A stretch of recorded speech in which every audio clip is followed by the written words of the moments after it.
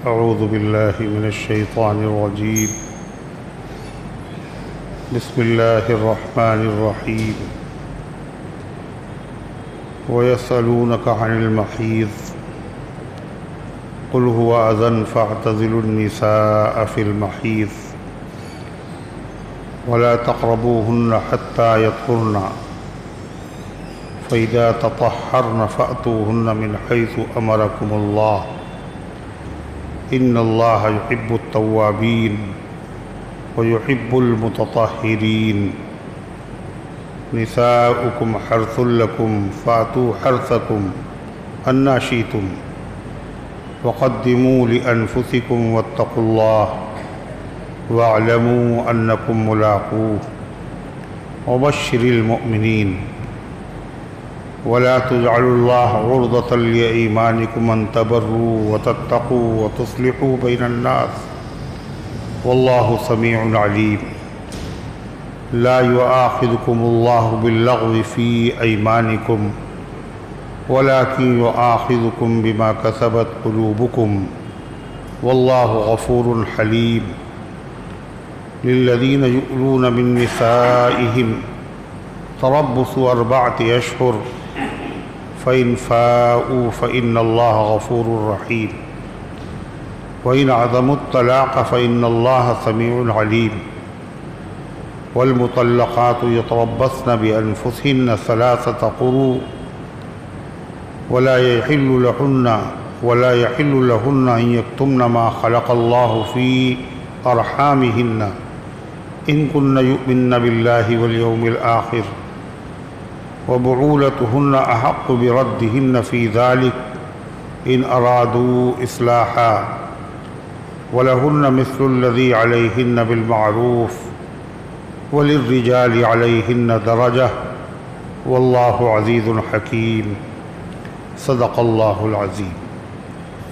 محترم حضرات، سامعین کرام، حاضرین مسجد، عزیزوں اور بزرگوں، یہ قرآن مقدس کے دوسرے پارے کی سورہ بقرہ کی وہ آیتیں ہیں جن کا تعلق اس پارے کے 12ویں رکوع سے ہے. دعا کیجئے اللہ تعالیٰ ان مقدس آیات کی روشنی میں صحیح اور سچی بات عرض کرنے کی توفیق نصیب فرمائے اور ہم سب کو عمل کرنے کی توفیق عطا فرمائے. اسلام ایک جامع مذہب ہے اور زندگی کے تمام مسائل کا حل مذہب اسلام میں موجود ہے. اللہ تعالیٰ نے اپنے کلام پاک میں بندوں کو اور بندیوں کو جن جن چیزوں کی ضرورت ہے ایسے ہر مسئلے کو بیان فرمایا. بہت سے مسائل ایسے ہیں کہ جن کا تعلق خواتین سے ہے، پردے سے ہے، شرم اور حیا سے ہے، مگر شریعت مطہرہ نے ان مسائل کو بھی بیان کیا، اس لیے کہ مسائل کو اگر بیان نہیں کیا جائے گا تو عمل کیسے ہوگا. نبی کریم علیہ السلام نے قبیلہ انصار کی عورتوں کی تعریف کی اور فرمایا کہ وہ مسئلہ پوچھنے میں حیا نہیں کرتی، حیا اور شرم نہیں کرتی، اس لیے کہ اللہ تعالیٰ کا حکم معلوم ہو تو اس کے مطابق عمل کیا جائے. غلطی اگر ہو گئی تو اللہ بات پرس کرے گا. تو ایک خاتون نے آپ سے ایک مسئلہ پوچھا کہ جس طرح مردوں کو بدخوابی ہوتی ہے، احتلام ہو جاتا ہے، نائٹ فال کیا عورتوں کو بھی ایسا ہوتا ہے؟ یعنی خواب کی حالت میں آدمی کبھی ناپاک ہو جاتا ہے، سونے کی حالت میں، خواب کی حالت میں، کہ یہ صورتحال عورتوں کو بھی پیش آتی ہے؟ تو حضرت ام سلمہ جو ام المومنین ہیں، ان کو بہت تعجب ہوا اور بڑی حیا آئی کہ ایک عورت اس طرح کا مسئلہ پوچھ رہی ہے۔ آپ نے تائید فرمائی اور فرمایا کہ ہاں، جیسے مردوں کو پر غسل واجب ہو جاتا ہے نیند کی حالت میں، خواب کی حالت میں، اسی طرح عورتوں کو بھی ہوتا ہے۔ اور بہت سے مسائل ایسے ہیں جن کو صاف صاف بیان نہیں کیا جا سکتا، اس لیے کہ حیا اور عفت اور شرم کا تقاضا بھی یہی ہے۔ تو حیا کا اسلام میں بڑا درجہ ہے، بڑا رتبہ ہے، اور ہر صحابی میں حیا تھی، مگر سب سے زیادہ حیا حضرت عثمان ذو النورین میں تھی۔ آپ نے فرمایا الا استحی من رجل یستحی منہ الملائکہ، کیا ہم ایسے آدمی سے حیا نہ کریں جس سے فرشتے تک حیا کرتے ہیں؟ ایک حدیث میں ہے ایمان کے 70 سے زیادہ شعبے ہیں۔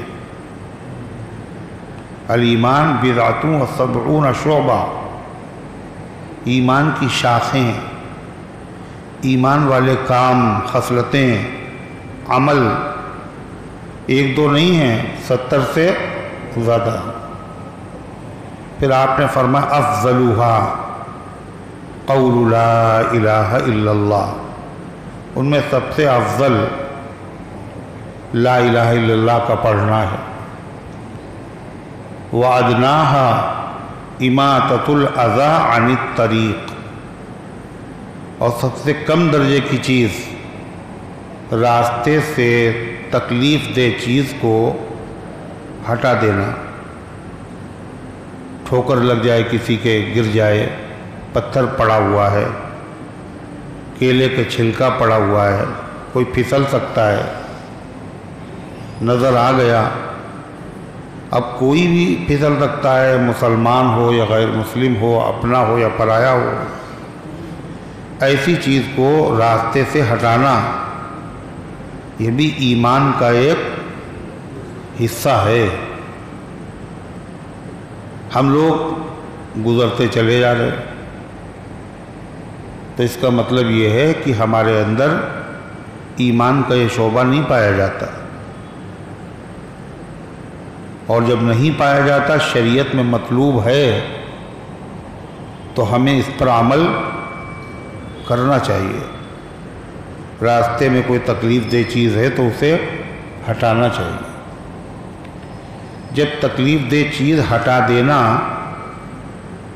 یہ ایمان کا شعبہ ہے، تو راستے میں کوئی ایسا کام کر دینا جس سے لوگوں کو آرام ہو، جس سے لوگوں کو تکلیف پہنچے، خود ایسا کام کرنا، تو یہ کتنا بڑا گناہ ہوگا۔ ارے ہے یہ نہیں، ایسی جگہ گاڑی کھڑی کر دینا جس سے کسی بھی آنے جانے والے کو دقت ہو، یہ ملک کے، شہر کے قانون کے خلاف ہو یا نہ ہو، مگر ایمان کے خلاف، ایمان کے تقاضے کے خلاف، قانون شریعت کے خلاف۔ تو فرمایا، پھر آپ نے فرمایا وَالْحَيَاءُ شُعْبَةٌ مِّنَ الْإِيمَانِ، اور حیا بھی ایمان کا بہت بڑا شعبہ ہے۔ بہت بڑا حصہ ہے ایمان کا۔ بڑا حصہ کیوں ہے؟ حیا کی وجہ سے آدمی بہت سارے غلط کاموں سے رک جاتا ہے۔ کیا سوچتا ہے اگر ہم نے ایسا کیا تو لوگ کیا کہیں، لوگ کیا سوچیں گے؟ یہ جو دل میں خیال آ رہا ہے لوگ کیا سوچیں گے، دنیا کیا کہے گی، یہ کیا چیز؟ اسی کا نام حیا ہے۔ بہت سارے کام آدمی کر لیتا ہے حیا کی وجہ سے، نیک کام، اور بہت سے برائیوں سے، گناہوں سے بچ جاتا ہے حیا کی وجہ سے۔ لیکن حیا شریعت کے مسائل میں نہیں ہے۔ مسئلہ معلوم کرنا ضروری ہے۔ اگر حیا کریں گے تو مسئلہ نہیں معلوم ہوگا، جب مسئلہ نہیں معلوم ہوگا اللہ کی نافرمانی ہو۔ سیدنا حضرت علی رضی اللہ عنہ، یہ عظیم المرتبہ صحابی، جلیل القدر صحابی، نبی کریم علیہ السلام کے ان سے دو رشتے، ایک چچاداد بھائی اور دوسرے داماد۔ اب حضرت علی کو ایک مسئلہ پوچھنا تھا، لیکن مسئلہ پوچھیں کیسے؟ اس لیے کہ آپ تو ہمارے سسر ہیں، آپ تو ہماری بیوی کے شوہر ہیں۔ اس لیے حضرت علی رضی اللہ عنہ نے وہ مسئلہ اپنے دوست سے کہا کہ تم یہ مسئلہ پوچھو اور ہمیں بھی معلوم ہو جائے گا۔ حیا ہے لیکن مسئلہ پوچھنا بھی ضروری ہے۔ خود اگر پوچھتے ہوئے حیا آ رہی ہے تو اپنے دوست کے ذریعے سے، کسی ذریعے سے معلوم کرا لے۔ مسئلہ کیا تھا کہ آدمی کے جسم سے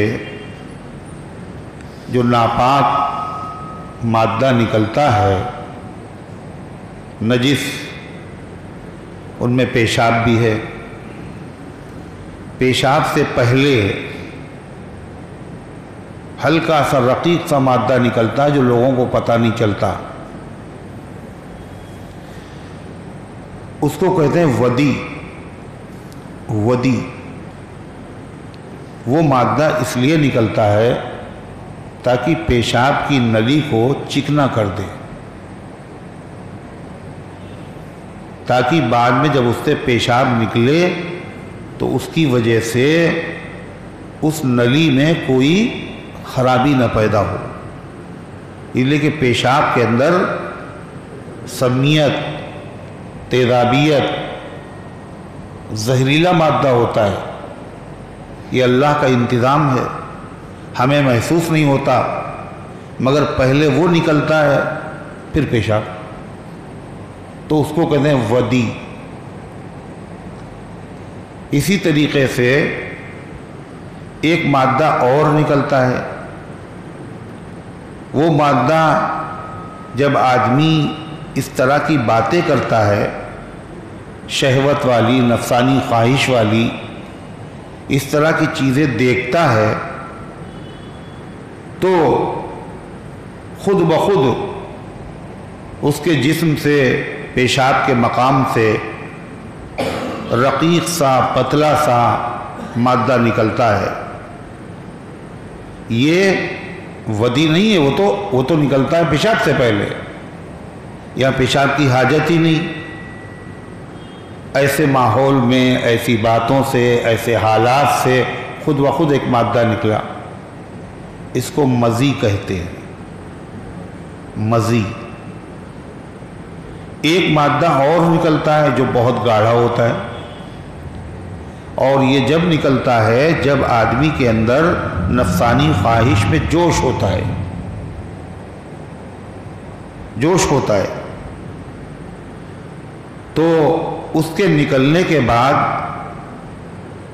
طبیعت میں وہ ہیجان، وہ جوش ختم ہو جاتا ہے۔ اس کو منی کہتے ہیں۔ تو ان میں سے جو آخری چیز ہے اس کے نکلنے سے سونے کی حالت میں ہو یا جاگنے کی حالت میں ہو غسل فرض ہو جاتا ہے، آدمی جنوبی ہو جاتا ہے، ناپاک، ایسا ناپاک کہ خالی اس کے ہاتھ پیر ناپاک نہیں، پورا جسم، زبان، آدمی زبان سے بغیر ہاتھ لگائے ہوئے قرآن نہیں پڑھ سکتا اس حالت میں وہ۔ تحت کل شعرۃ جنابہ، ہر بال کے نیچے جنابت ہے، ناپاکی ہوتی ہے، اس لیے بہت اہتمام سے شریعت نے نہانے کا حکم دیا۔ فَطَّهَّرُوا، خوب پاکی حاصل کرو، جسم کا کوئی حصہ ایسا نہ رہے جہاں پانی نہ پہنچے۔ کلی کرنا فرض کر دیا، وضو میں فرض نہیں ہے، لیکن جب آدمی ناپاک ہو گیا تو اب فرض ہے، نہیں کلی کرے گا پورے جسم پہ پانی پہنچ گیا پاک نہیں ہوگا۔ منہ کے اندر بھی ناپاکی، اور ناک میں پانی ڈالنا بھی فرض کر دیا گیا کہ ناک کے اندر بھی ناپاکی کا اثر پہنچ چکا ہے، جبکہ وضو میں بھی ناک میں پانی ڈالا جاتا ہے، مگر یہ فرض نہیں ہے، سنت ہے، غسل میں فرض ہے۔ تو وہ مادہ جو ہے اسے کہتے ہیں منی، اور جو مادہ اس سے پتلا ہوتا ہے اور صرف خواہش کے وقت نکل آتا ہے اس کو کہتے ہیں مزی۔ تو منی سے تو غسل فرض ہوتا ہے، مزی اگر نکل آئے تو اس سے نہانا فرض ہوتا ہے یا نہیں، یہ مسئلہ پوچھنا تھا حضرت علی رضی اللہ عنہ، مگر پوچھتے ہوئے حیا آ رہی کہ داماد ہیں ہم اللہ کے نبی، کیسے پوچھے؟ تو ان کی عقل نے کہا کہ خود نہ پوچھو، اپنے دوست سے کہو تم پوچھ لو، ہمیں معلوم ہو جائے گا، تمہیں معلوم ہو جائے گا، اور تمہاری برکت سے پتہ نہیں کتنے لوگوں کو مسئلہ معلوم ہو جائے گا۔ یعنی اس سے غسل ٹوٹتا ہے نہیں؟ تو آپ صلی اللہ علیہ وسلم نے فرمایا اس سے غسل فرض نہیں ہوتا، اس سے وضو ٹوٹتا ہے، اور ناپاک یہ بھی ہے اور پیشاب بھی ناپاک ہے۔ اگر یہ لگے گا جسم پر تو زیادہ لگ جائے اگر، تو پھر اس کو دھونا بھی ضروری ہوگا، استنجا بھی اس کے ذریعے سے ٹوٹ گیا تو اس سے وضو لازم ہوتا ہے۔ تو اس طریقے سے بعض مسائل ایسے ہیں جب مردوں کو حیا آتی ہے پوچھتے ہوئے، تو عورتوں میں اللہ نے مردوں کے مقابلے میں حیا زیادہ رکھی۔ یہ ایک الگ بات ہے، اب وہ حیا سب ختم ہوتی جا رہی، ورنہ عورتوں میں حیا مردوں کے مقابلے میں بہت، اور شریعت نے اس حیا کا بڑا خیال کیا۔ شریعت اللہ کا بنایا ہوا قانون، ہر چیز کی رعایت۔ جب نکاح ہوتا ہے تو نکاح میں شوہر سے بھی کہا جاتا ہے قبول ہے، اور بیوی بچی جس کی شادی ہو رہی ہے اس سے بھی پوچھا جاتا ہے بھائی میں نے تمہارا نکاح کیا، فلاں قبول ہے؟ تو ظاہر ہے یہ تو حیا کی بات ہے۔ بعض مرتبہ قبول ہے کہنے میں بڑی دیر ہو جاتی ہے، تو اس لیے شریعت کیا کہتی ہے، اگر وہ شادی شدہ نہیں ہے پہلے سے اور اس سے نکاح کی اجازت لی جا رہی ہے، تو اگر وہ خاموش رہے تو یہ بھی اجازت ہے، نہیں سمجھے؟ اگر وہ خاموش نہیں، اس نے رد نہیں کیا ہمیں نہیں منظور ہے، صرف اس کا خاموش رہنا یہ بھی کیا ہے؟ اجازت ہے۔ کیوں؟ حیا کا غلبہ ہے، حیا کی وجہ سے منہ سے لفظ نہیں نکل رہا ہے۔ اذنھا سماعتھا، اس کا خاموش رہنا ہی اس کی اجازت ہے۔ اتنی رعایت شریعت، اس قدر رعایت شریعت میں اللہ تعالیٰ نے فرمائی ہے، اور یہی وجہ ہے نبی کریم علیہ السلام نے جو نکاح فرمائے ہیں، کتنے نکاح کیے؟ 11، اور 53 سال تک صرف ایک بیوی کے ساتھ رہے آپ۔ وہ کون سی بیوی ہیں؟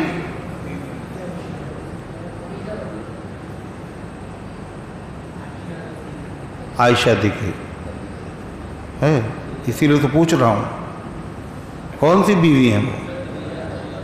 ام المومنین حضرت خدیجہ الکبریٰ رضی اللہ عنہ، حضور صلی اللہ علیہ وسلم کی پہلی بیوی ہے، اور آپ ساتھ دینے والی، رفاقت کرنے والی حضرت خدیجہ، اور عمر میں نبی کریم علیہ السلام سے بڑی، اس لیے کہ اس زمانے میں ایسی ہی خاتون کی ضرورت تھی، اس لیے کوئی تجربہ کار خاتون، اگر ناسمجھ ہے، ناتجربہ کار ہے، تو پھر کیا ہوگا؟ وہ اس سے فائدہ پورا نہیں ہوگا جو ایک تجربہ کار سے ہوتا ہے۔ تجربہ کار، دل کی مضبوط، ہمت دلانے والی شوہر کی، اس زمانے میں اسی کی ضرورت تھی، اور بیوہ بھی تھی، وہ 2 مرتبہ بیوہ ہو چکی تھی، طاہرہ ان کا لقب تھا، 53 سال تک حق ادا کر دیا انہوں نے۔ جب آپ غار حرا میں عبادت کے لیے جاتے تھے، تنہائی میں نبوت عطا کیے جانے سے پہلے 40 دن کے لیے، تو کھانا بنانا، کھانا ساتھ میں کر دینا، کبھی خود لے کے پہنچانا۔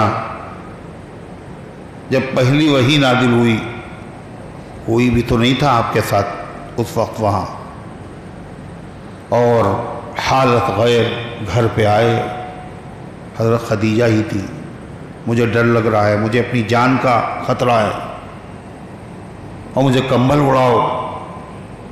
تو حضرت خدیجہ رضی اللہ عنہ کمبل اڑاؤ؟ کہاں؟ کلا لا یخزیک اللہ ابدا، نہیں، ہرگز نہیں، اللہ آپ کو رسوا تھوڑی کرے گا۔ آپ وہ کام کرتے ہیں تو اس زمانے میں کوئی نہیں کرتا، اللہ ایسے بندوں کو رسوا نہیں کرتا۔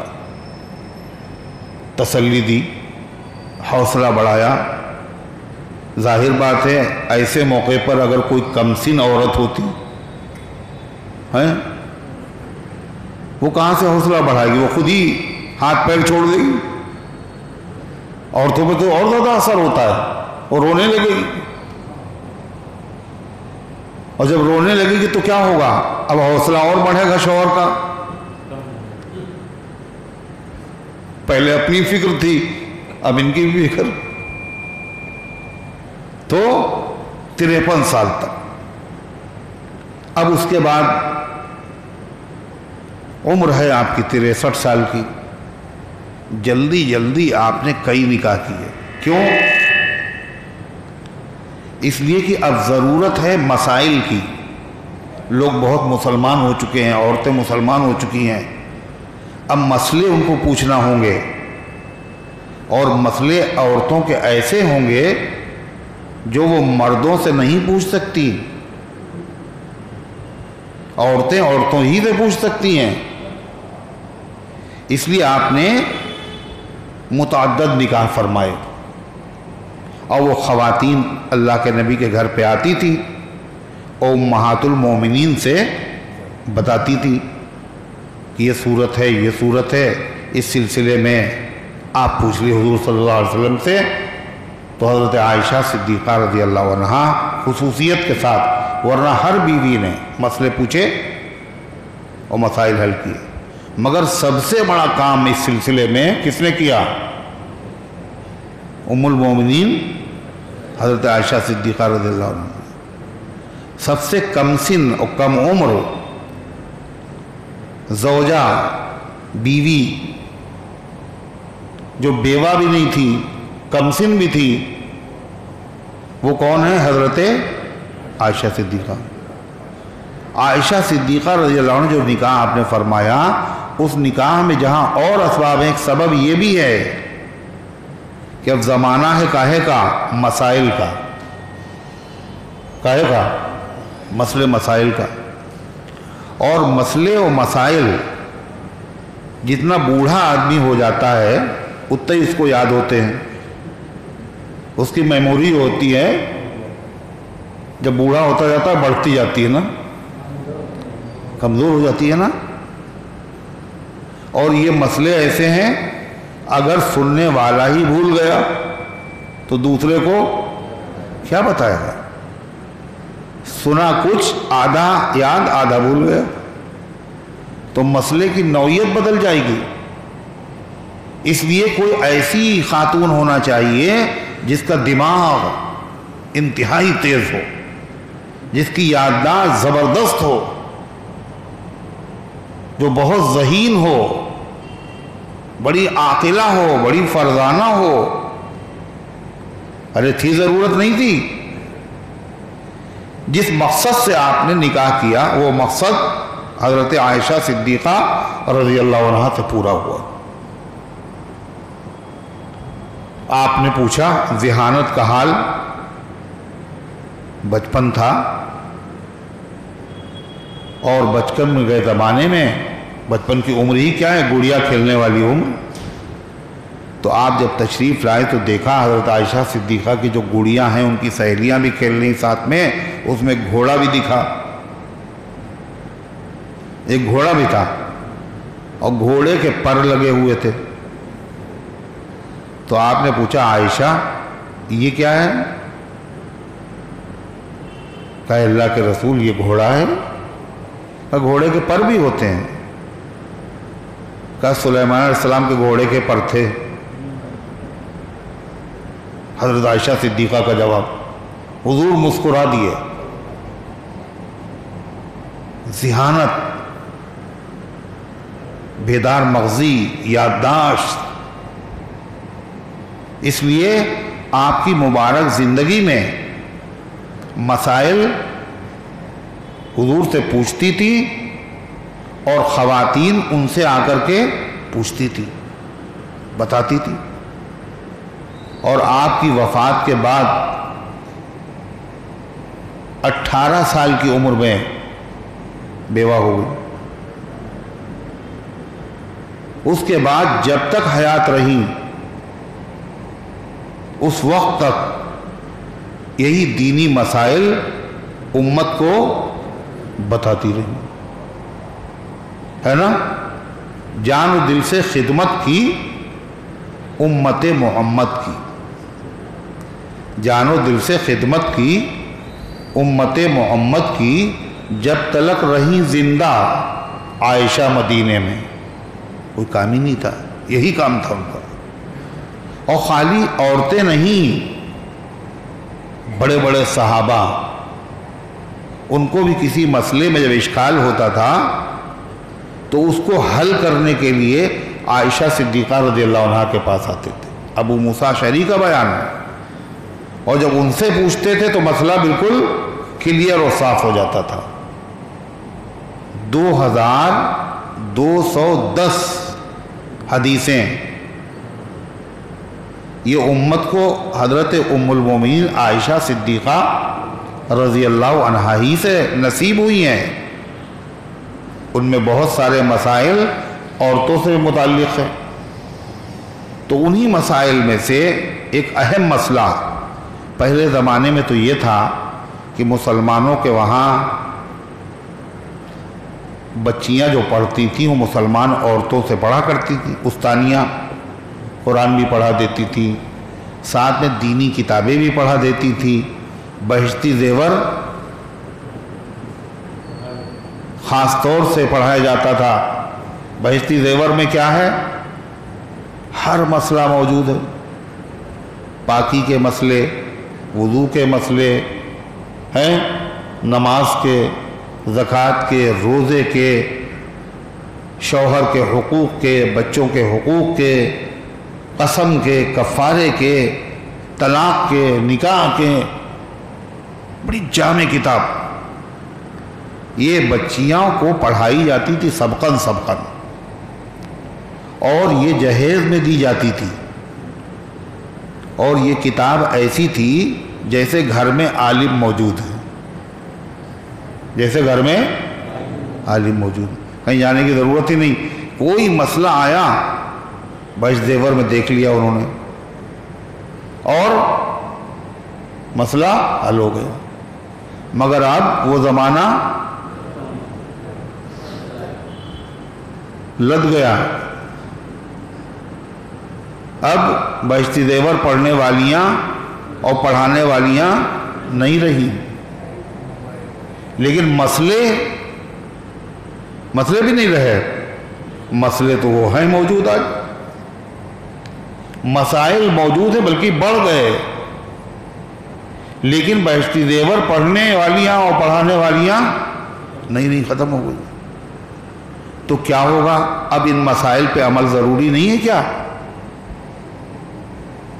چنانچہ ایک اہم مسئلہ پاکی کے متعلق ہے جو عورتوں ہی سے متعلق ہے، اور وہ کیا ہے کہ ہر مہینے بالغ ہونے کے بعد ایک وقت ایسا آتا ہے عورتوں کے ساتھ جس میں وہ نماز نہیں پڑھ سکتی، روزہ بھی نہیں رکھ سکتی، قرآن بھی نہیں پڑھ سکتی. شوہر اور بیوی کا جو خاص تعلق ہے یہ تعلق بھی نہیں قائم کر سکتی. اس کی بھی کئی شکلیں ہیں. کسی کا یہ حال رہتا ہے 3 دن، کسی کے وہاں یہ پوزیشن ہر مہینے میں رہتی ہے 6 دن، کسی کے وہاں 7 دن، کسی کے وہاں 8 دن، کسی کے وہاں 9 دن، کسی کے وہاں 10 دن، کسی کے وہاں 3 دن بھی نہیں، 3 دن سے بھی کم. تو کیا مسئلے کا حل کیا ہے آخر؟ اور کسی کے وہاں 10 دن سے بھی زیادہ. اس کو کہتے ہیں حیض. کیا کہتے ہیں؟ حیض. اب اس حالت میں مسئلے کیا ہوں گے؟ ایسی پوزیشن نظر آئی لیکن 3 دن نہیں ہوئے تھے، ختم ہو گئی. تو اس وقت میں نمازوں کا کیا ہوگا؟ روزوں کا کیا ہوگا؟ یہ مسئلہ ہے. 3 دن سے اگر کم ہے تو پھر وہ حیض نہیں ہے. جب وہ حیض نہیں ہے تو ان کی نمازیں اگر آپ نے چھوڑ دی تھی تو ان کی قضا کرنا ہوگی. مگر یہ مسئلہ کہاں معلوم ہے؟ کوئی مطلب ہی نہیں. 1 دن ہو یا 2 دن ہو یا 3 دن ہو. اگر 10 دن سے زیادہ ہو گیا، 15 دن، 20 دن، ایسا بھی ہو سکتا ہے. تو 10 کے بعد جتنا زیادہ ہے یہ سب ان کی نمازیں بھی ہیں اور روزہ بھی ہے. یہ مسئلہ نہیں. اگر 4 دن ہے کسی کے وہاں، اس کے بعد یہ سلسلہ بند ہو جاتا ہے. تو اس کے اوپر نمازیں یہ نہیں ہے کہ ہر ہفتے ایک پورے ہفتے کی نماز نہیں پڑھنا ہے. پڑھنا ہے نماز پڑھنا ہے. یہ بھی جہالت ہے. ایسے بچے کی جب ولادت ہوتی ہے، پیدائش، تو اس کے بعد بھی ایک خاص وقت تک نماز نہیں پڑھتی عورتیں. اس میں بھی لوگ سمجھتے ہیں رسم بنا لی کہ جب تک چھلا نہ ہو جائے جب تک نماز نہیں پڑھیں گے۔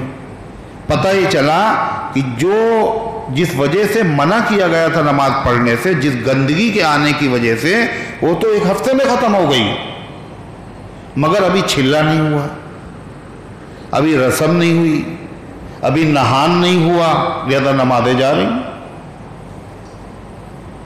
ایک بہت بڑا طبقہ ایسا ہے امت کا جو اس کی ضرورت ہی نہیں سمجھتا ہے کہ اس حالت میں نماز ہے بھی یا نہیں ہے، نہ خود پڑھ رہی ہیں اور نہ کسی سے پوچھ رہی ہیں ارے ہے یا نہیں۔ تو اگر کم سے کم مدت اس کی کتنی ہے؟ 3 دن۔ زیادہ سے زیادہ مدت اس کی کتنی ہے؟ 10 دن۔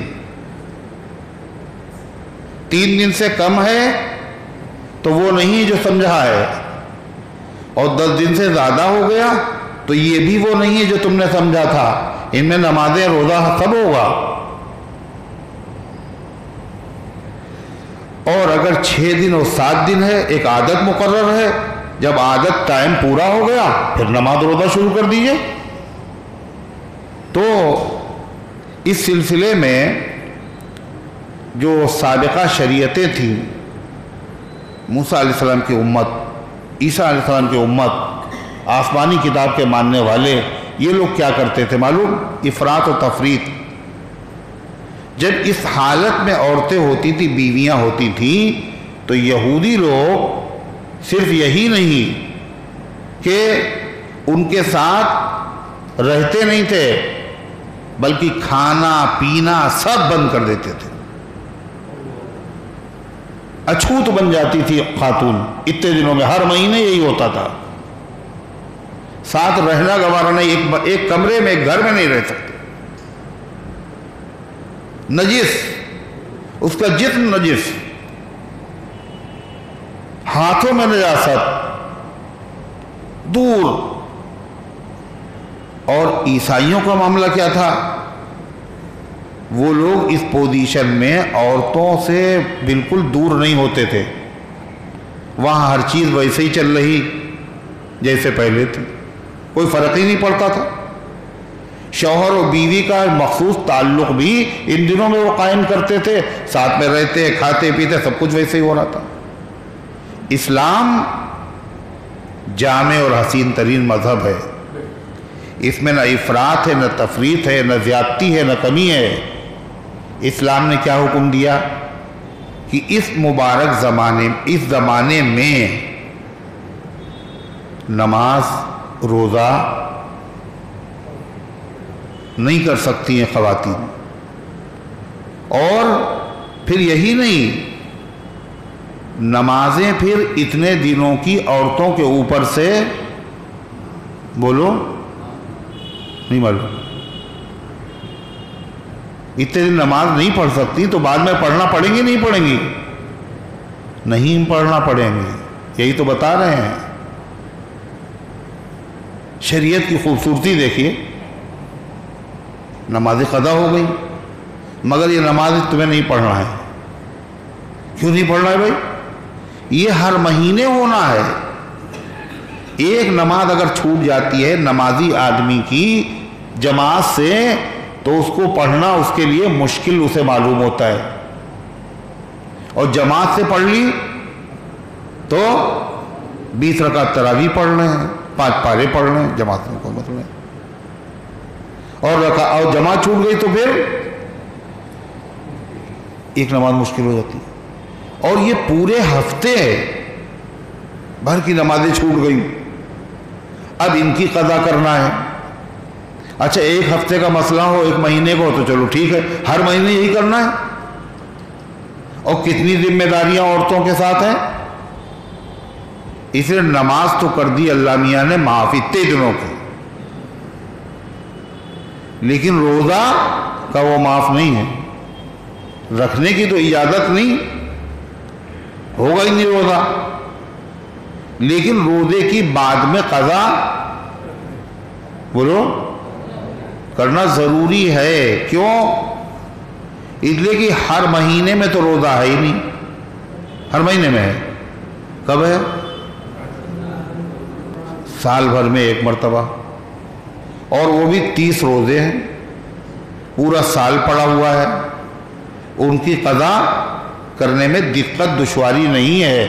نماز اگر لازم کر دی جاتی تو بڑی مشقت ہو جاتی، اور اللہ کو پتا ہے میری بندیاں اور میرے بندے کتنا بوجھا اٹھا سکتے ہیں اور کتنا اٹھانا ان کے بس سے باہر ہے.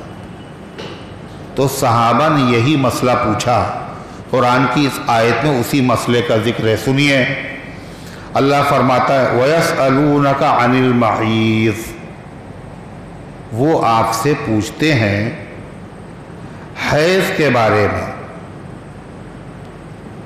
یعنی اس حالت کے بارے میں جو ہر مہینے عورتوں کے ساتھ پیش آتی ہے، اس کے بارے میں پوچھ رہے ہیں کہ اس زمانے میں ہم اپنی بیویوں کے ساتھ قربت، بے حجاب ہونا، مخصوص تعلق قائم کرنا جو میاں بیوی کا تعلق ہوتا ہے، اس کے بارے میں پوچھ رہے ہیں کہ یہ جائز ہے یا نہیں. یہ آپ سے پوچھ رہے ہیں پیغمبر. تو اے پیغمبر، صحابہ نے فتویٰ پوچھا، مسئلہ پوچھا، جواب کس نے دیا؟ جواب کس نے دیا؟ اللہ تعالیٰ نے نبی سے دلوایا ہے. اب دنیا میں کوئی بھی مسئلہ پوچھے اللہ تھوڑی نہ دے گا فتویٰ. صحابہ وہ ہیں جن کو فتویٰ خود اللہ نے. قل ہوا اذن، آپ ان کو بتائیے وہ گندگی ہے. حیض کا زمانہ، حیض کی حالت، جو جسم سے گندگی نکلتی وہ گندگی ہے. اور جب گندگی ہو تو جس آدمی کی طبیعت میں سلامتی ہو وہ گندگی کے قریب رہتا ہے یا دور؟ بولو، دور رہتا ہے. فَاعْتَزِلُوا النِّسَاءَ فِي الْمَحِيضِ، لہذا عورتوں سے الگ رہو حیض کی حالت میں. الگ رہنے کا مطلب ہاتھ نہ لگے، کپڑے نہ چھو جائیں، کھانا بھی الگ. یہ مطلب نہیں ہے. الگ رہنے کا مطلب یہ ہے شوہر اور بیوی کا جو تعلق ہے وہ اس حالت میں قائم نہیں ہونا چاہیے. ورنہ نبی کریم صلی اللہ علیہ وسلم نے ساتھ میں بیٹھ کے کھانا کھایا، ایک پیالے میں کھایا. اس حالت میں عائشہ صدیقہ رضی اللہ عنہا نے آپ کا سر مبارک اپنے ہاتھوں سے دھویا. اللہ کے نبی مسجد میں ہیں، اعتکاف کیے ہوئے ہیں، اور عورتیں تو اس حالت میں جا بھی نہیں سکتی مسجد، تو اپنے حجرے شریفہ ہی سے سر دھو دیا. پتہ یہ چلا ہاتھوں میں نجاست نہیں ہے. ساتھ میں کھایا بھی آپ نے، کھلایا بھی آپ نے. تو مطلب یہ اس حالت میں علیحدہ رہو بیویوں سے. اس کا مطلب یعنی ان سے جو خاص تعلق شوہر بیوی کا ہوتا ہے، اس تعلق کو قائم کرنے سے دور رہو. اس کو قائم کرنے سے دور رہو. وَلَا تَقْرَبُوهُنَّ، اور ان کے قریب مت جاؤ، یعنی اس ارادے سے قریب مت جاؤ. حَتَّى يَطْهُرْنَ، یہاں تک کہ وہ پاک ہو جائیں. اب پاکی میں بھی عجیب مسئلے ہیں. پہلے جو کلر تھا وہ بھی الگ الگ ہیں. سرخ ہے، کبھی مٹی جیسا ہے، کبھی ہرا ہے، کبھی کوئی اور کلر بن گیا، اور وقت پورا ہو گیا. 6 دن کی عادت تھی یا 7 دن کی، 7 دن پورے ہو گئے مگر ابھی رطوبت آ رہی ہے. اس کا کلر جو ہے بالکل سرخ نہیں ہے. تو اب کیا سمجھا جائے، یہ گندگی وہی ہے یا یہ الگ ہے؟ اب وہ خواتین نے مسئلہ پوچھا اب کیسے پوچھتی تھی بیچاری؟ ام المومنین عائشہ صدیقہ رضی اللہ عنہا کے پاس آ کے بتاتی، اب یہ پوزیشن ہے، اب یہ پوزیشن ہے۔ آپ نے فرمایا ان سے کہہ دو حتی ترین القصۃ البیضاء، یہاں تک کہ تم دیکھو جب بالکل سفید چونے کی طرح کلر کی رطوبت آ رہی ہے، اب یہ سمجھو کہ تم پاک ہو گئے۔ دیکھا آپ نے کتنی باریکیاں ہیں اور کیسے مسائل اللہ کے نبی نے بتائے، اور نبی کے بعد بھی تو مسائل کی ضرورت تھی، علماء امت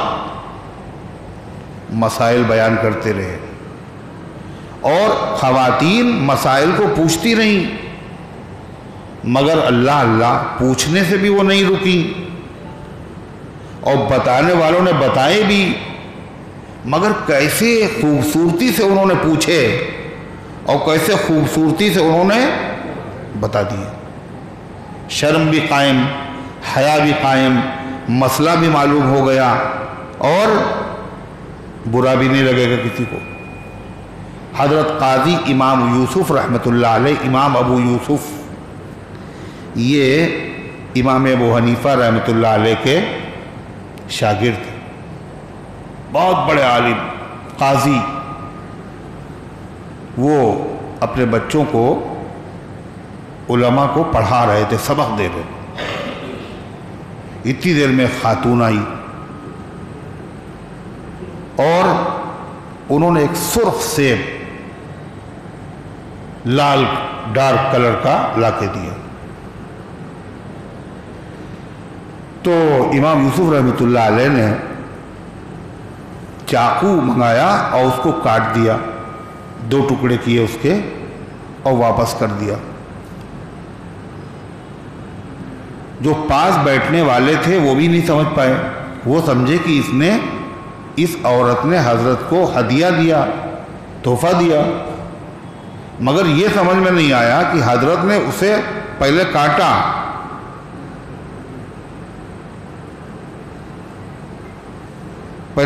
اس کو، اور کاٹنے کے بعد اس میں سے کچھ نہیں لیا، واپس کر دیا پورا۔ تو پوچھا ان سے، اس لیے کہ جن کو پڑھایا جا رہا ہے ان کو تو کیا کرنا چاہیے؟ پوچھنا چاہیے، ہے نا؟ ڈاکٹری جو لوگ پڑھ رہے ہیں تو ڈاکٹر سے وہ پوچھیں ڈاکٹر صاحب ایسا کیوں ہے، ایسا کیوں تھا، لیکن جو مریض ہے اس کو ڈاکٹروں سے پوچھنے کا حق نہیں ہے۔ پہلے آپ نے لال کلر کی دوا دی تھی ڈاکٹر صاحب، آج آپ نے ہری کیوں دی ہے؟ وہ ٹیبلٹ بڑی اچھی تھی، مزہ بڑا اچھا تھا، یہ کڑوی ہے، تو پوچھنے کا آپ نے، اور جو ڈاکٹر صاحب دیں آپ دوا استعمال کیجیے، مگر جو پڑھنے کے لیے آئے ہیں ان کو، وہ اگر چپ چاپ بیٹھے رہیں گے تو ان کا چپ چاپ بیٹھا رہنا عیب ہے، اور جو مریض ہے اس کا پوچھ تاچھ کرنا عیب ہے۔ اور وہ تو سیکھنے کے لیے آئے نا، تو انہوں نے پوچھا، حضرت سمجھ میں نہیں آیا، وہ عورت سیب لے کر کے آئی ہدیہ اور تحفہ، اور آپ نے واپس کیا، اسے کاٹ کر کے واپس کیا، تو فرمایا بچوں وہ ہدیہ نہیں لائی تھی، وہ مسئلہ پوچھنے آئی تھی، وہ پوچھنے آئی تھی اور میں نے مسئلے کا جواب دے دیا۔ مسئلہ اس طرح پوچھنے آئی، وہ یہ بتا رہی ہے جیسے یہ سیب کا کلر ہے اس طریقے کی رطوبت اور گندگی آ رہی ہے، بتائیے کیا ہم نماز وغیرہ پڑھ سکتے ہیں اب؟ تو میں نے اس کو کاٹ کر کے بتایا کہ نہیں، جب یہ کلر آ جائے تو سمجھنا کہ اب تم پاک ہو گئے۔ دیکھا آپ نے کیا ادب تھا اور کیا جذبہ تھا اور کیسا شوق تھا اور کیسے لوگ بتانے والے تھے اور کیسے وہاں تک دماغ ان کا پہنچتا تھا۔ آج اگر کسی کے پاس لائے کوئی کہیں گے رکھ دیجئے،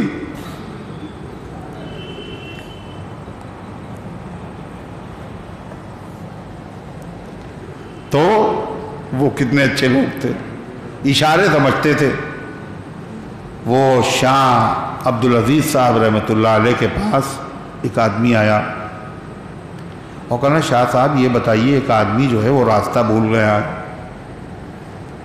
اس کو راستہ پوچھنا ہے۔ ایک آدمی لیٹا سو رہا ہے، ایک آدمی اس کے بعد بیٹھا جاگ رہا ہے، ایک سو رہا ہے اور ایک اس کے بعد بیٹھا جاگ رہا ہے، راستہ کس سے پوچھے؟ یہ دیکھیں بول پڑے، تم سے تھوڑی پوچھا گیا، یہ کس نے پوچھا؟ شاہ عبدالعزیز محدث دہلوی رحمۃ اللہ علیہ سے کسی نے آ کے یہ سوال کیا۔ ایک آدمی لیٹا ہوا ہے سو رہا ہے، ایک بیٹھا ہے اس کے سراہنے جاگ رہا ہے، اس آدمی کو راستہ نہیں معلوم، اب وہ راستہ پوچھے تو کس سے پوچھے؟ تو شاہ صاحب نے فرمایا جو سو رہا ہے اس کے جاگنے کا انتظار کرے اور پھر اس سے مسئلہ پوچھے، پھر راستہ پوچھے۔ جیسے انہوں نے کہہ دیا جو جاگ رہا ہے، آدمی کی عقل تو یہی کہے گی، مگر دیکھیے ان کا ذہن کہاں تک پہنچتا تھا، ہمارا نہیں پہنچے گا، ہم سب یہی کہیں گے۔ وہ چلا گیا، جب حضرت نے یہ بتایا جو سو رہا ہے جب وہ جاگ جائے اس کے بعد اس سے پوچھے۔ جب وہ چلا گیا تو کہا حضرت سمجھ میں نہیں آیا، وہ تو یہ کہہ رہا تھا کہ ایک جاگ رہا ہے اور ایک سو رہا ہے، تو آپ کہنے جاگنے والے کا انتظار کرو۔ کہنے پتہ ہے تمہیں وہ عیسائی تھا، پوچھنے والا عیسائی تھا، اور وہ یہ کہنا چاہتا ہے کہ محمد صلی اللہ علیہ وسلم کا انتقال ہو گیا اور عیسیٰ علیہ السلام ابھی زندہ ہیں،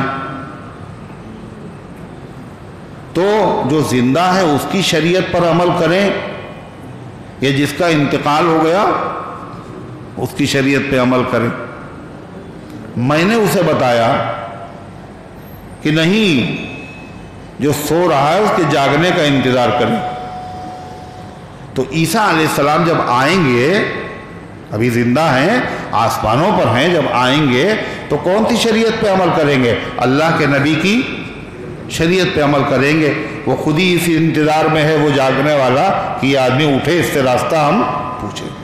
دیکھا آپ نے، ایسے سوال کرنے والے اور ایسے ہی جواب دینے والے، ورنہ ویسے ہی جواب دیں گے جیسے آپ نے دیا۔ وہ ایک شخص آیا اور اس نے مولانا عبدالعلیم صاحب فاروقی دامت برکاتہم سے پوچھا کہ ایک آدمی میدان میں شہید ہوا اور ایک گھر میں شہید ہوا، بتائیے کون افضل ہے؟ ایک میدان میں جا کے اپنی جان دے رہا ہے، ایک گھر ہی میں شہید ہو گیا اپنے، کون افضل ہے؟ تو حضرت نے فرمایا جو گھر میں شہید ہوا وہ افضل ہے۔ اب وہ چلا گیا تو کسی نے پوچھا کہ حضرت یہ کیسے؟ کہا یہ شیعہ ہے اور یہ سوال یہ کرنا چاہتا ہے کہ حضرت حسین رضی اللہ تعالیٰ عنہ کربلا کے میدان میں شہید ہوئے اور ان کے خالو، کس کے؟ شہید کربلا کے خالو۔ خالو کسے کہتے ہیں؟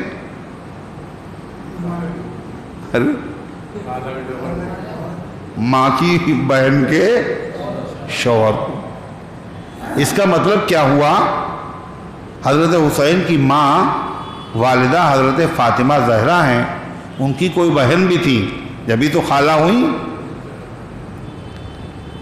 جبھی تو خالہ ہوئی۔ کون کون سی بہنیں تھیں؟ حضرت رقیہ، حضرت ام کلثوم، حضرت زینب۔ ان میں سے دو حضرت عثمان غنی رضی اللہ عنہ کے نکاح میں تھیں، تو بچے لوگ جو ہے وہ اپنی خالہ کے گھر جاتے نہیں جاتے ہیں؟ کوئی تکلف نہیں ہوتا خالہ کے گھر جانے میں۔ الخالۃ بمنزلۃ الام، خالہ تو ماں کے درجے میں ہے، ارے ہے نہیں، لوگ کہہ بھی دیتے ہیں کبھی کبھی، ہے تم نے اپنی خالہ اماں کا گھر بنا رکھا ہے، یہ جب دیکھا چلے آ رہے ہو۔ تو معلوم یہ ہوا کہ حضرت عثمان غنی کا جو گھر تھا وہ حضرت حسنین کریمین کے لیے کیا تھا؟ ان کی خالہ کا گھر تھا۔ وہاں وہ آتے تھے بھی اور جاتے بھی تھے، بڑا گہرا تعلق تھا ان کا۔ کس سے؟ حضرت عثمان غنی رضی اللہ تعالیٰ عنہ سے بڑا گہرا تعلق تھا، اپنی خالہ کے وہاں آتے تھے جاتے تھے۔ یہ کب کی بات ہے؟ مگر لوگ یہ بتائیں گے نہیں آپ کو، جب بھی ذکر کریں گے تو کیا ذکر کریں گے؟ بچپن کا ذکر کریں گے اور شہادت کا ذکر کریں گے۔ بیچ میں کیا ہوا؟ سب کھا جائیں گے۔ کیوں کھا جائیں گے؟ اگر بیچ کی ان کی جوانی کے واقعات اگر سامنے آئیں گے تو پھر ابو بکر و عمر و عثمان سے ان کا کیا رشتہ تھا یہ بھی سامنے آ جائے گا، اور یہ سامنے آ جائے گا تو ہمارا مذہب ختم ہو جائے گا۔ ہم نے جو کچھ سمجھایا ہے لوگوں کو اس پہ پانی پھر جائے گا۔ ان میں نفرتیں تھیں، ان میں عداوتیں تھیں، ان میں لڑائیاں تھیں، یہ تو ختم ہو جائے گا بالکل۔ وہ تو ان کی خالہ کا گھر تھا۔ جب وفات ہوئی نبی کریم علیہ السلام کی تو حضرت حسنین کی عمر کتنی تھی پتہ ہے؟ 7-8 سال۔ اور اس کے بعد حضرت صدیق اکبر خلیفہ رہے 2 سال۔ تو کتنی ہو گئی اب عمر ان کی؟ 9 سال کا بچہ ناسمجھ ہوتا ہے نا؟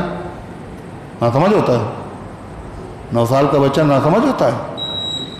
سمجھدار ہوتا ہے۔ اور پھر حسنین کریمین جیسا بچہ ہے ہونہار بلوا کے کیا ہوتا ہے؟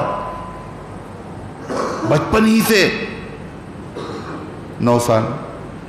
پھر حضرت فاروق اعظم کی خلافت کا زمانہ کتنا ہے؟ 10 سال۔ اب کتنے بڑے ہو گئے دونوں؟ 19 سال۔ لوگ سمجھتے تھے شہزادے تھے اور کربلا میں شہید ہو گئے۔ 19 سال۔ اب 19 سال کے بعد ان کے خالو حضرت عثمان غنی کی خلافت کا زمانہ ہے 12 سال۔ اب کتنی عمر ہو گئی؟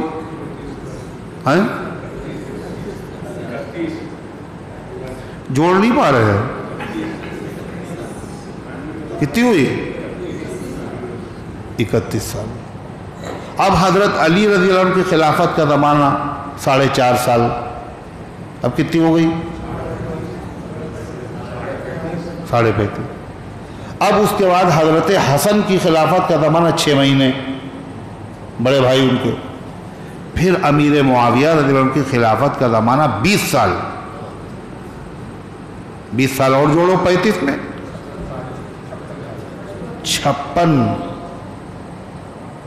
57 سال کی عمر تھی جب یہ واقعہ پیش آیا۔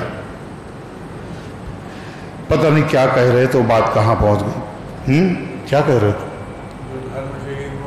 اچھا، جو گھر میں شہید ہوا وہ افضل ہے۔ تو فرمایا یہ کہنا چاہتا ہے حضرت حسین رضی اللہ عنہ تو کربلا کے میدان میں شہید ہوئے، اور ان کے خالو حضرت عثمان یہ گھر میں شہید ہوئے، تو یہ افضل ہے یا وہ افضل ہے؟ تو فرمایا جو گھر میں شہید ہوا وہ افضل ہے۔ تو اس لیے لوگ پوچھنے والے بھی تھے، ویسے ہی جواب دینے والے بھی تھے۔ آج پوچھنے والے بھی نہیں رہے، جواب دینے والے کہاں آتے ہوں گے؟ آج دلچسپی نہیں کچھ پوچھنے سے۔ تو اللہ تعالیٰ فرماتا ہے حَتَّى يَطْهُرْنَا، یہاں تک کہ جب وہ پاک ہو جائیں، فَإِذَا تَطَهَّرْنَ فَأْتُوهُنَّ مِنْ حَيْثُ أَمَرَكُمُ اللَّهُ، جب وہ اچھی طرح پاک ہو جائیں تو تم ان کے پاس آؤ، یعنی تمہارا جو رشتہ ہے وہ رشتہ ان سے قائم کرو، مگر یاد رہے منمانی نہ کرنا۔ یہ رشتہ وہی قائم ہوگا جہاں کی اجازت اللہ تعالیٰ کی طرف سے ہے۔ اللہ تعالیٰ کی طرف سے جس کی ارے بولتے نہیں ہو اجازت ہے. کیا تمہیں ٹھنڈک لگ رہی ہے؟ ہاں تو بتا دو، پنکھا بند کر دینا بھائی. تو فرمایا اللہ تعالیٰ نے من حیث امرکم اللہ، جہاں اجازت ہے. کھانا کھانے کی اجازت کہاں سے ہے؟ ناک سے یا منہ سے؟ منہ سے کھانا، ناک سے نہیں. شوہر و بیوی کا جو تعلق ہے جہاں ہونا چاہیے وہیں ہو. اللہ تعالیٰ فرماتا ہے ان اللہ یحب التوابین ویحب المطہرین، بے شک اللہ توبہ کرنے والوں سے محبت کرتا ہے. ہو سکتا ہے جوانی کے زمانے میں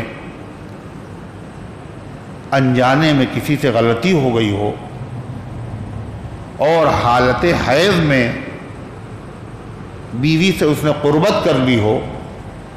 اللہ کہتا توبہ کر لو. اللہ کو توبہ کرنے والے اچھے لگتے. ان اللہ یحب التوابین، اللہ محبت کرتا ہے توبہ کرنے والوں سے. صرف توبہ نہ کرو، کچھ صدقہ بھی کر دو، کچھ صدقہ بھی کرو. وَيُحِبُّ الْمُطَّهِرِينَ، اور اللہ تعالیٰ محبت رکھتے ہیں پاک صاف رہنے والوں سے. نِسَاؤُكُمْ حَرْثٌ لَكُمْ فَأْتُوا حَرْثَكُمْ أَنَّا شِئْتُمْ، تمہاری بیویاں تمہارے لیے کھیت کے درجے میں ہیں. کھیت کے درجے میں. مقصد نکاح کا اولاد ہے. تمہاری بیویاں تمہارے لیے بمنزل کھیت کے ہیں. فاتو حرثکم، تم آؤ اپنی کھیت میں. انا شئتم، جس طریقے سے بھی چاہو، لیکن مقصد فوت نہ ہو. وہیں آؤ جہاں سے اولاد ہوتی ہے، کوئی اور راستہ نہ اختیار کرنا. وَقَدِّمُوا لِأَنفُسِكُمْ وَاتَّقُوا اللَّهَ، اور نکاح کے بعد لذت میں، نفسانی خواہش میں اتنا مست نہ ہو جانا کہ آخرت کی یاد ہی نہ رہے، حلال و حرام کی پرواہ ہی نہ رہے. ایسا نہ کرنا. وَاتَّقُوا اللَّهَ، اللہ سے ڈرو. وَاعْلَمُوا أَنَّكُمْ مُلَاقُوهُ، اور یقین رکھو ایک دن اللہ سے سامنا ہونا ہے، حساب کتاب دینا ہے. یہ بات ذہن میں رہے. وَبَشِّرِ الْمُؤْمِنِينَ، اور اے پیغمبر خوشخبری سنا دیجئے ایمان لانے والوں کو. خوشخبری سنا دیجئے ایمان لانے والوں کو، یعنی جو مومن لوگ ہیں، عمل صالح کرنے والے ہیں، آخرت کی تیاری کرنے والے ہیں، ان کو خوشخبری سنا دیجئے اللہ ان سے راضی ہے اور ان کے نیک کاموں کا صلہ جنت کی شکل میں بالکل تیار کیا نہیں جائے گا، تیار ہے. اعدت للمتقین، جنت تو تیار کی جا چکی ہے. کس کے لیے؟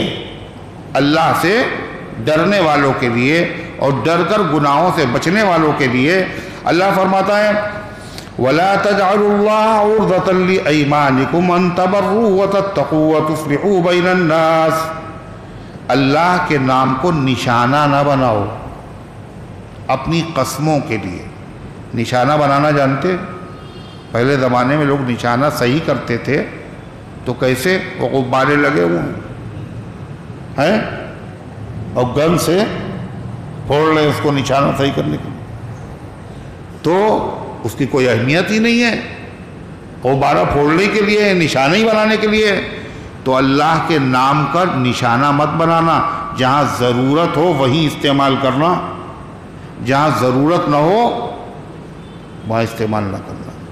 مطلب قسم کھا رہے ہیں اور بلا وجہ کھائے جا رہے ہو اللہ کے نام کی قسم، یہ اللہ کے نام کا نشانہ بنانا ہے. نشانہ نہ بنائیے. وَلَا تَجْعَلُوا اللَّهَ عُرْضَةً لِأَيْمَانِكُمْ، اور مت بناؤ اللہ کو نشانہ اپنی قسموں کے لیے. اور قسمیں بھی کون کون سی؟ ناجائز. کیا قسمیں؟ ان تبرو، نیکی کرنے سے قسم کھا لی کہ نیک کام نہیں کرے گا۔ جیسے نیک کام کیا ہے؟ ماں باپ کی خدمت کرنا۔ کیا قسم کھا لی؟ ماں باپ کی خدمت نہیں کرے گا۔ قسم بھی کھا رہے ہو اور اللہ کے نام کی، اور کاہے سے کھا رہے ہو؟ نیک کام نہیں کریں گے۔ کیا کہا؟ وَتَتَّقُوا، یہ تم قسم کھا لو کاہے سے؟ تقوی اختیار کرنے سے، گناہوں سے بچنے سے، اور قسم کھا لی گناہ سے نہیں بچیں گے ہم، اب تو اور گناہ کریں گے۔ فرمایا وَتُصْلِحُوا بَيْنَ النَّاسِ، اور صلح کرانے سے لوگوں کے درمیان۔ تم نے کہا کہ ہم نے صلح کرائی تھی، وہ ہم سے ناراض ہو گئے، اب تو ہم کان پکڑتے ہیں اور اللہ کی قسم کھاتے ہیں کسی کے بیچ میں پڑیں گے ہی نہیں، قسم کھا لی۔ ایسی قسمیں مت کھاؤ، یہ ناجائز ہیں۔ نیک کام نہ کرنے کی قسم کھانا، صلح نہ کرانے کی قسم کھانا، لہذا قسم توڑ دو اور صلح کرایا کرو۔ ماں باپ سے بات کرو، خدمت کرو، قسم توڑ دو، اس کا کفارہ ادا کرو۔ اول تو قسم کھاؤ نہیں، اور اگر کھا لیے تو کیا کرو؟ قسم کھا لی اپنی اماں سے بات نہیں کریں گے، تو ایسی قسم کھانا جائز ہے ناجائز؟ اگر کوئی آدمی یہ قسم کھا لے اپنی اماں سے بات نہیں کریں گے، اپنے ابا سے بات نہیں کریں گے، تو یہ قسم کھانا جائز ہے ناجائز؟ ناجائز ہے نا؟ تو اب قسم بھی کھا چکا ہے، تو کیا کرنا چاہیے؟ کیا کرنا چاہیے؟ قسم توڑو، اماں سے بات کرو۔ اب قسم ٹوٹی ہے تو پھر کفارہ کا کفارہ ادا کرو۔ یہی نہیں، ہر وہ کام آدمی نے قسم کھا لی، بعد میں پتہ چلا یہ تو غلط کیا ہم نے، تو اس قسم کو توڑنا چاہیے اور اس کا کفارہ ادا کرنا۔ اس کا کفارہ کیا ہے وہ آگے اس کا بیان تفصیل کے ساتھ آئے گا۔ واللہ سمیع علیم، اللہ سننے والا جاننے والا ہے۔ جو تم قسمیں کھا رہے ہو تمہارا مقصد کیا ہے، اللہ سن بھی رہا ہے اور نیتوں کو بھی جانتا ہے۔ پھر قسم لوگ کھاتے کبھی کبھی ان کی عادت ہو جاتی ہے۔ یہ کون ہے؟ کون ہے؟ کس کے ساتھ آئے ہو تم؟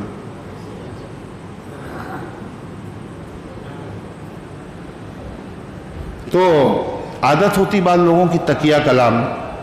تکیہ کلام مطلب یعنی ان کی بات میں وہ لفظ آنا ہی ہے۔ بعض لوگوں کی عادت ہو جاتی مطلب یہ ہے، ہر بات پہ کہتے ہیں مطلب یہ ہے، مطلب یہ ہے، کہتے نہیں ایسے۔ بعض لوگوں کی عادت ہو جاتی قسم کھانے کی، نہ قسم کھانے کی ضرورت ہے، نہ کوئی کھلوا رہا ہے۔ اللہ قسم ایسا ہوا، خدا قسم ایسا ہوا ہے، تو یہ قسم کیا؟ لغو ہے، بیکار ہے، فضول ہے۔ اگر کسی نے ایسی قسم کھائی تو قیامت کے دن اس سے باز پرس نہیں ہوگی، اسے ایسا کرنا نہیں چاہیے، لیکن اگر اس نے کھا لی تو اس کی وجہ سے اس کی پکڑ نہیں ہوگی، اس پہ کفارہ بھی نہیں ہوگا۔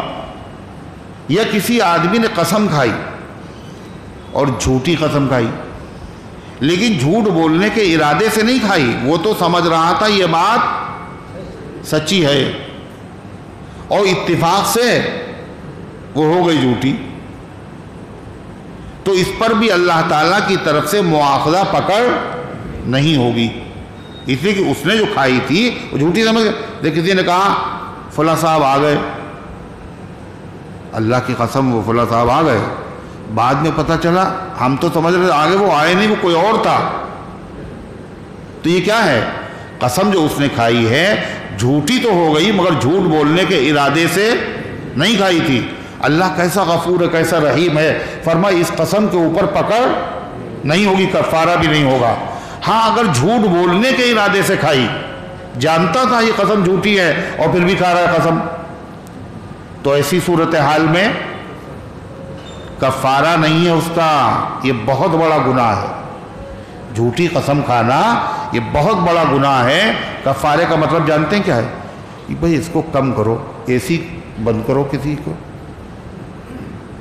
تو کفارے کا مطلب کیا ہوتا ہے؟ کفارے کے معنی ہیں مٹانے والا، مٹانے والا۔ آپ نے کچھ لکھا اور غلط لکھ گیا تو آپ نے ربڑ سے اس کو مٹا دیا، غلطی جو تھی وہ مٹ گئی۔ آپ سے کوئی نقصان ہو گیا، کوئی گناہ ہو گیا، اس کا کفارہ آپ نے جب وہ کفارہ ادا کر دیا تو اس کا مطلب اس کا نشان ختم ہو گیا۔ لیکن جھوٹی قسم اگر کسی آدمی نے کھائی تو یہ اتنا بڑا گناہ ہے، اتنا بڑا گناہ ہے، اتنا بڑا گناہ ہے، اس کے لیے کوئی کفارہ بولو ہے ہی نہیں، کوئی دوا کام ہی نہیں کرے گی۔ یہ ایسا داغ ہے کوئی کیمیکل اس کو دور ہی نہیں کر سکتا، ہر چیز بیکار، اتنا شدید گناہ۔ ایسی قسم کو عربی میں کہا جاتا ہے یمین غموس، یمین غموس۔ غمسن کے معنی عربی میں ہیں غوطہ لگانا، اور غوطہ جو ہے وہ ایک چلو ایک بالٹی میں لگا لیتا ہے آدمی، ہے نا؟ غوطہ لگانے کے لیے ایک چلو پانی کافی ہے، پھر ایک ڈرم۔ غوطہ لگانے کے لیے بہت گہرائی چاہیے۔ یمین غموس اسے اس لیے کہتے ہیں، اس قسم کو کھا کر آدمی گناہ کے سمندر میں غوطے لگاتا ہے، اتنا بڑا گناہ اس نے کیا، اس لیے اس کا کوئی کفارہ نہیں ہے، کوئی علاج ہی نہیں ہے، بس زندگی بھر توبہ کرتا رہے، استغفار کرتا رہے، صدقے دیتا رہے۔ اللہ تعالیٰ فرماتا ہے لا یؤاخذکم اللہ باللغو فی ایمانکم، اللہ تمہارا مواخذہ نہیں فرمائے گا باللغو، ایسی بیہودہ قسموں پر اللہ تعالیٰ تمہارا مواخذہ نہیں فرمائیں گے، ولیکن یؤاخذکم بما کسبت قلوبکم، لیکن اللہ تعالیٰ داروگیر، مواخذہ، گرفت، پکڑ فرمائیں گے اس جھوٹی قسم پر جس میں تمہارے دلوں نے جھوٹ بولنے کا ارادہ کیا تھا باقاعدہ۔ واللہ غفور حلیم، توبہ کرو گے اللہ معاف کر دے گا۔ فی الحال اللہ جو سزا نہیں دے رہا ہے، حلیم ہے۔ قسمیں کھائی جاتی ہیں، پھر قسمیں کھانے کے طریقے بھی کئی ہیں۔ ایک قسم کا طریقہ یہ بھی کہ آدمی قسم کھا لے کہ ہم اپنی بیوی کے پاس نہیں جائیں گے۔ کتنے دن؟ کوئی ٹائم فکس نہیں کیا اس نے، ایک شکل۔ دوسری شکل 4 مہینے نہیں جائیں گے۔ تیسری شکل 4 مہینے سے زیادہ، 5 6 7 8 1 سال۔ نہیں سمجھ میں بات آ رہی؟ کوئی قسم کھا لے کہ ہم اپنی بیوی سے تعلق نہیں رکھیں گے، کوئی مدت نہیں مقرر کی اس نے، ایک شکل۔ دوسری شکل 4 مہینے، تیسری شکل 4 مہینے سے زیادہ۔ ایک کوئی لیمٹ نہیں، ایک لیمٹ ہے مگر 4 مہینے، 4 مہینے سے زیادہ، اور ایک شکل ہے 4 مہینے سے کم۔ 4 شکلیں ہوئیں۔ کون کون ہوئی 4 شکلیں؟ 4 مہینے۔ ایک جس کی کوئی لیمٹ نہیں جائیں گے، کوئی حد ہی نہیں، نہ 4 مہینے نہ 6 مہینے، ایک شکل یہ۔ دوسری شکل 4 مہینے نہیں جائیں گے۔ تیسری شکل 4 مہینے سے زیادہ کہتا دیا، 8 مہینے 10 مہینے نہیں جائیں گے۔ چوتھی شکل، چوتھی 4 مہینے سے کم، 3 مہینے 2.5 مہینے 3.5 مہینے، 4 شکلیں ہوں۔ اس کو عربی میں کہتے ہیں ایلا۔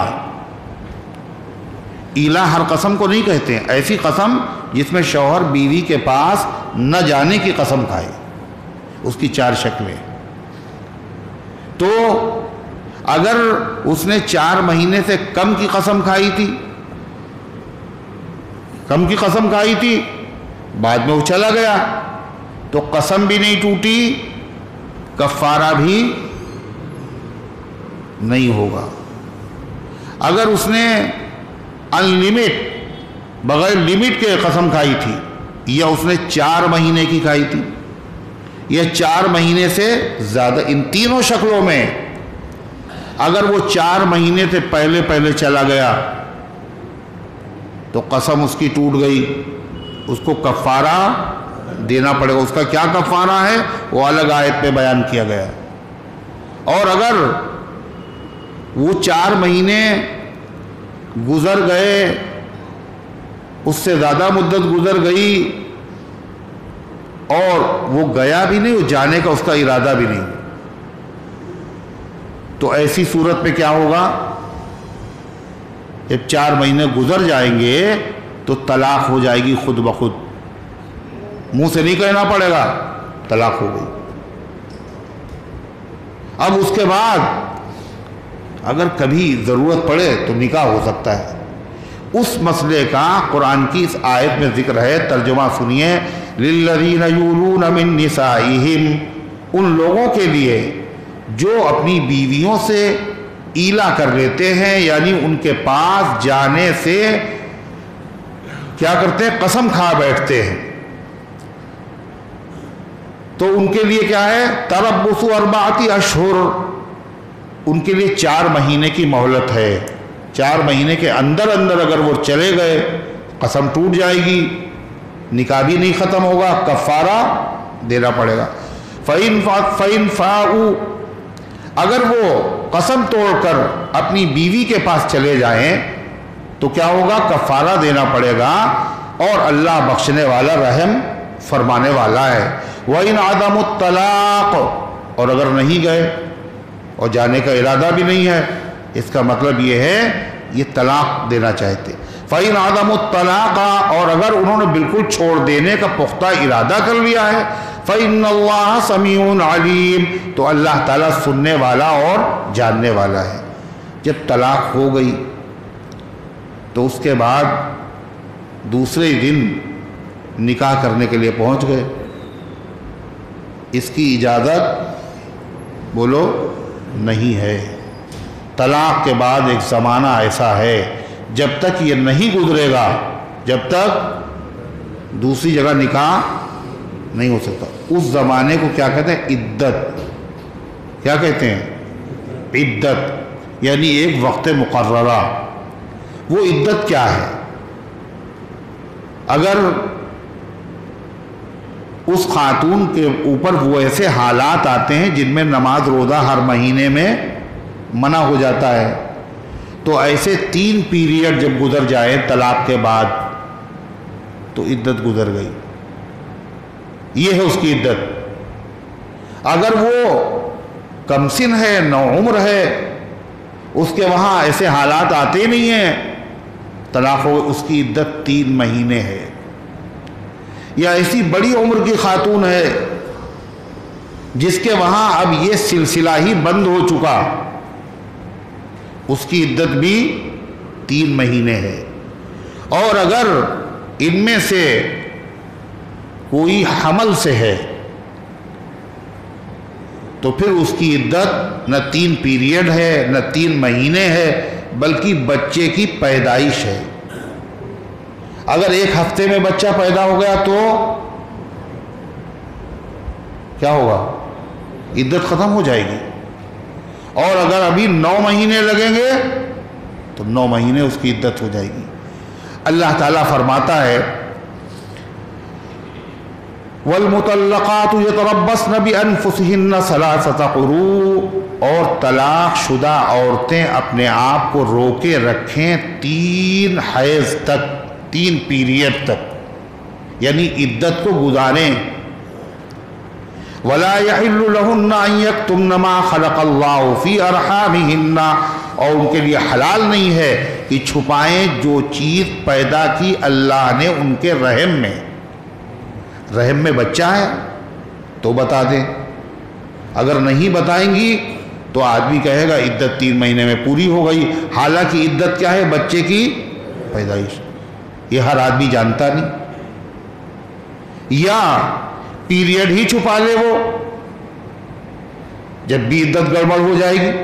इसलिए अल्लाह का हलाल नहीं है उनके लिए कि छुपाएं جو کچھ پیدا کیا ہے اللہ نے ان کے رحم میں، ان کن یؤمن باللہ والیوم الآخر، اگر وہ ایمان رکھتی ہیں اللہ پر اور آخرت کے دن پر تو ان کے لیے حلال نہیں ہے۔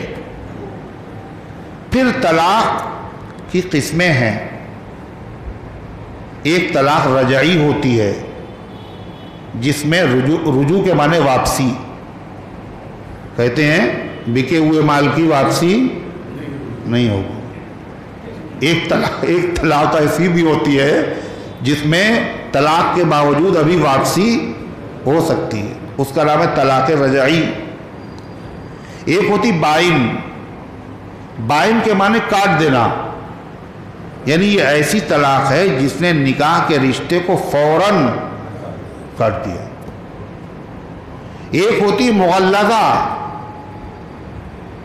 مغلظہ یعنی نہایت سخت، یہ ایسی طلاق ہوتی ہے اس نے ایسا رشتہ کاٹا ہے کہ اب دوبارہ رشتہ ہو بھی نہیں سکتا۔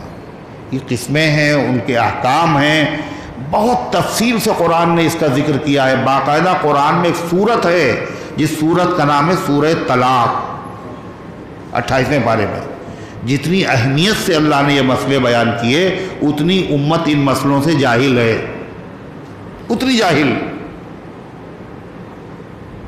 اتنی ہی جاہل۔ اور جب جاہل ہے تو عمل نہیں ہوگا، اور جب عمل نہیں ہوگا تو کیا ہوگا؟ خالی نماز روزہ ہی تھوڑی ہے، یہ مسئلے بھی تو ہیں۔ عمل نہیں ہوگا تو کیا ہوگا؟ اللہ دشمنوں کو مسلط کر دے گا۔ وہ دلچسپی لے رہے ہیں، 3 طلاقیں ان کے وہاں ہوتی ہیں، نہیں ہونا چاہیے، قانون بناؤ، یہ وہ، یہ سب کیوں ہے آخر؟ اس کی نوبت بولو آئی کیوں؟ ہر آدمی جب اس کا کاروبار نہیں چلتا ہے اور حالات خراب ہو جاتے تو ہر آدمی کیا کہتا ہے؟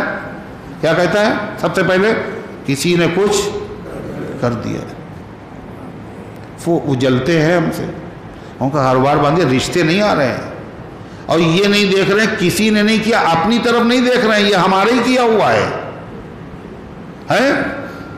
فرعون کا معاملہ کیا تھا؟ وہ موسیٰ علیہ السلام سے بچنے کے لیے 70,000 بچوں کو قتل کر رہا تھا، اس کو یہ نہیں پتا تھا وہ بچہ خود ہمارے محل اور ہماری گود میں پل رہا ہے۔ تو یہی سبب ہے طلاق دے رہے، معلوم ہی نہیں ہے کیا طریقہ ہے، کیا حکم ہے، جس کو دیکھیے۔ اور جاہل ہے، اگر کہیں آپ جاہل ہیں، اللہ سبحان اللہ، ارے ہم انجینئر ہیں، آپ ہمیں جاہل کہہ رہے ہیں؟ آپ ڈاکٹر ہی پڑھیے، بتائیے ہم نے دنیا عزت کرتے، آپ مجھے جاہل کہہ رہے ہیں؟ تو جاہل نہیں تو کیا کہیں؟ تمہیں برا لگ رہا ہے؟ ارے اللہ کے قانون سے جاہل ہو، اگر دنیا کے قانون سے جاہل ہوتے تو کیا ہے؟ عمر قید، تھوڑی سزا ہو گئی، لیکن جب اللہ کے قانون سے جاہل ہوگا تو کیا ہوگا؟ اس کی سزا تھوڑی سی ہوگی، یہ تو بعد ہی میں ہوگی۔ اللہ ہماری غفلتوں کو معاف فرمائے، اور اللہ ان تمام احکامات کو سننے اور سن کر سمجھنے اور ان کے تقاضوں پر عمل کرنے کی توفیق عطا فرمائے۔